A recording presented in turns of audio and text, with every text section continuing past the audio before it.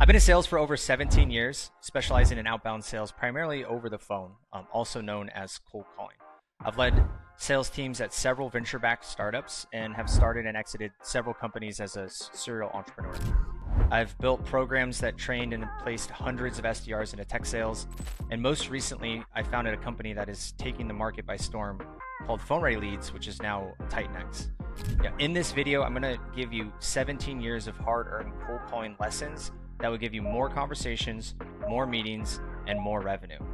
By the way, if you click the link in the description, you can join my private Skool community for group coaching, accountability, and network with other sales reps. Would love to see you on the front lines.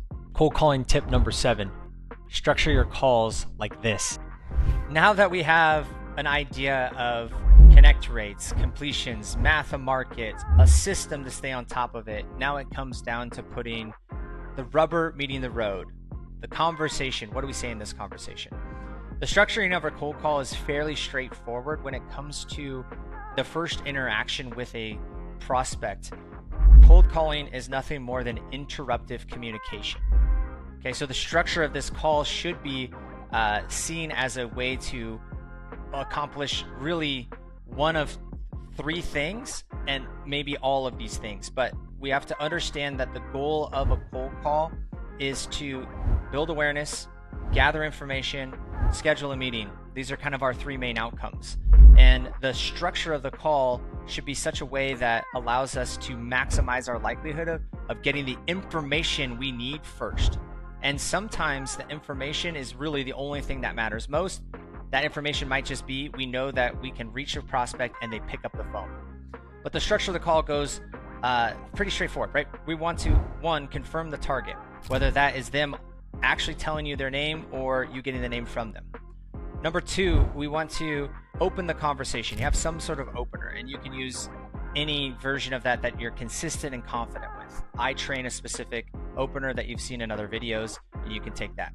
The next thing is we want to have some sort of credibility or familiarity if we can, using names to ensure that once we've opened the conversation that we limit the likelihood of someone saying this isn't relevant to me. So how do we gain relevance in the conversation? That could be used by a peer group, that could be used by triggers or events. This could be used by just research you've had, right? But this credibility statement provides this level of, oh, I'm showing you that I know you about a bit. The next phase is we want to break the pattern. We want to break the pattern as much as we can by not pitching here. And again, I've shared a example of this in previous videos, but you can use a pattern interrupt in some fashion to try to get somebody to ask you the magic words, which is, what do you do? Once you get to what do you do, you're into the pitch section of a framework. Once you've pitched the conversation, you want to move into an open question for qualification if necessary, or just setting the tone for getting them to agree to wanting to get to what you're asking next, which is your call to action. That's the general framework of a call. And if you structure that with consistency and you're confident along the way, you're going to get gates that allow you to measure what's working and what's not working, and ultimately get you into a greater number of completions over time, and that will map back into the system to know exactly if you're on track at any given time in your process.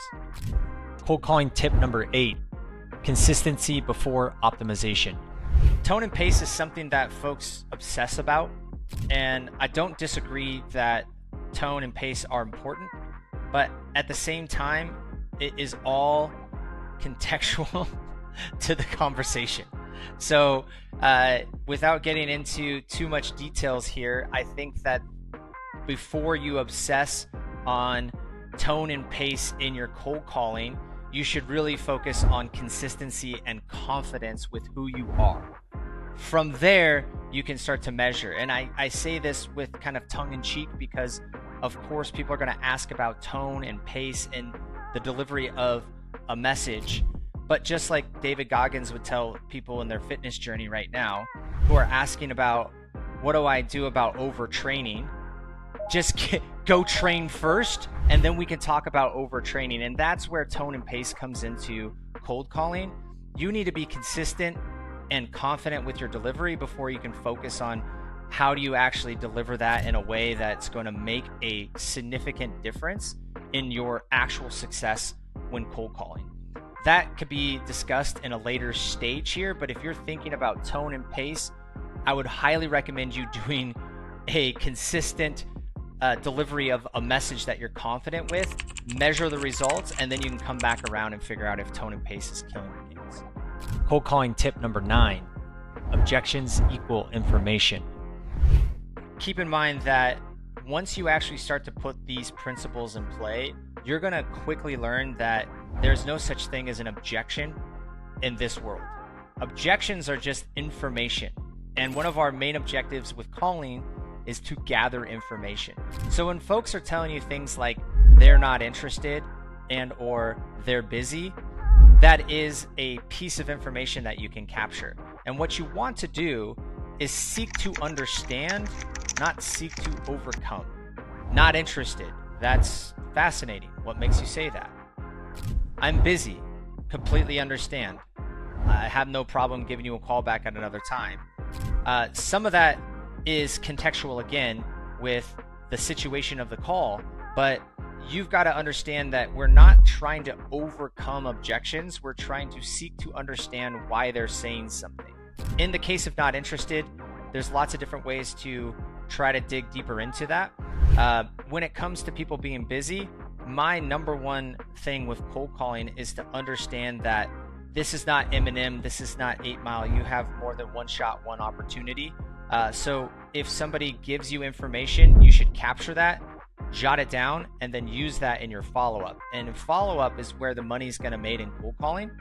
That being said, the biggest thing you can do to overcome specific types of brush-offs is to basically mirror, call it out, use things like that's interesting or that's exactly why I was calling, and you'll be surprised how much further you might be able to get into certain discussions. Cold calling tip number 10, get to know the gatekeeper. Gatekeepers, this is something that comes up often. The number one thing to think about when you're calling lines is that there is, in this process, a way to identify, number one, line type, and number two, what I call path. So when I call a list in buckets, I'm working a lead from uncontacted to working. I have to make sure that in order to maintain a follow-up call on any list, that I actually have what I would call a path through a line to either the person or a working voicemail. So when gatekeepers or people, operators come into play, you're going to want to make sure that you're documenting this in your attempt. And you actually can break gatekeepers into two types of people. One are operators who will transfer, and two, gatekeepers who probably won't transfer. So you have to define that first. So I call a list, I come across the human who is in between me and the prospect I intend to call. My goal is to try to see if that individual will transfer to them or their voicemail. And if they don't, I probably don't want to spend a lot of time calling this person. Unless they are a true admin who schedules for an individual, they may be. Their job at the company is to block you from getting through to them. So I have to set the stage here on understanding that concept. In terms of tactics to get through individuals who are there to potentially, I guess, filter calls is maybe a better definition here. The approach on the very first call should be very casual. And if someone picks up and it's not the person that you're trying to call, a great line to attempt or try is, hey, this is Ryan. Is Derry running around there today? Okay?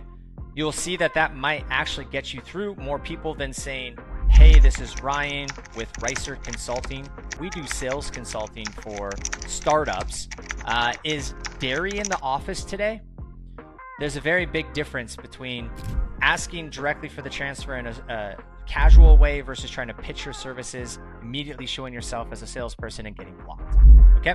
So all that to say, gatekeepers, first things first, we want to see if we can actually get through them. Second, if we are reaching them, we want to casually try to see if they will transfer. If that individual is busy, always see if, even if they say, can I take a message for you? Don't leave a message. See if they'll transfer. If they'll transfer, you now know you have a path towards the voicemail. If they don't transfer, you may be getting blocked. The last piece I'll put here is make sure you're collecting names. So I get somebody on the phone. I'm trying to get through. Is Derry running around there today? No, they're not. Can I take a message for you? Is it possible you can pass me through the voicemail? No, I cannot. Hey, I'm so sorry. Again, I didn't catch your name. Sally, thank you so much for helping me today. I'll go ahead and try Derry back at a later date. Jot that information down. What did I get information-wise? Line type, gatekeeper, name, Sally, not validated. I can't get through to a voicemail, okay? It's actually no path, rather. Next time I call back, if I'm going to go through that record and a woman picks up, what do?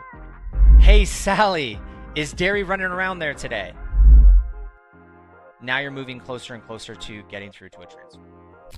If you want to learn how to stay on top of best practices, learn the methodologies that will allow you to consistently not only meet but beat your quota, take a look at the Skool community, join for group coaching sessions and learning and network with the other reps just like you. And if you like this content, you want to learn more, make sure to subscribe to the channel below.